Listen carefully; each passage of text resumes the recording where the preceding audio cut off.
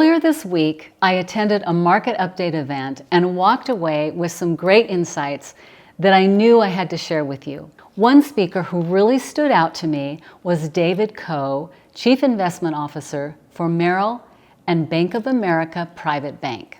David started the presentation by saying, "There's news and then there's data." When it comes to real estate, the real estate market, especially here in Las Vegas, the headlines don't always tell the whole story. That's why today I want to give you a clear, data-driven update on what's really happening in our local market. We've just wrapped up the first quarter of 2025. So let's dive into the numbers. So far this year, we've had 7,185 resale closings across all property types. That includes single-family homes, condos, townhomes, and high-rise units. Compare that to the first quarter of 2024, where we saw 7,263 closings. That's a very small dip, just 1% or 78 fewer properties. But here's when it gets interesting. Back in the first quarter of 2015, we had 8,100 resale closings. That's about 10% more than we've had this year. And yet, our population has grown by roughly 18% over the last decade. So more people, but fewer homes selling. Why?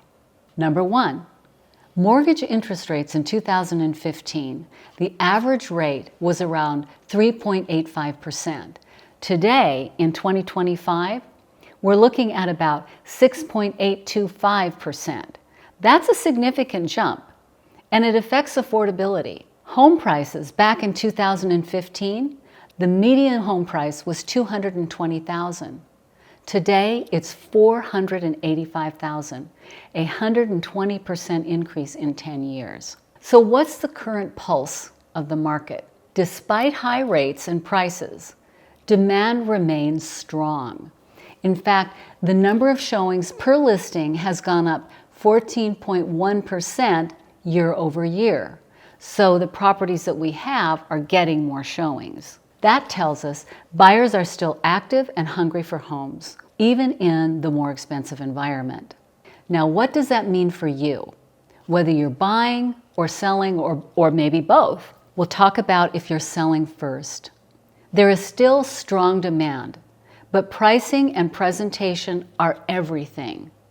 Here's what you can do to set yourself apart. First, price your home accurately. Don't overprice your home. Declutter and depersonalize so that a potential buyer can see themselves in your home. Use professional photography and video. Market aggressively across all major platforms. This includes Zillow, Realtor.com, all the other real estate sites. Be flexible with showings. Make your home easy to show. Be flexible. If you make it difficult, you will miss showings. Work with an experienced listing agent who knows the local market.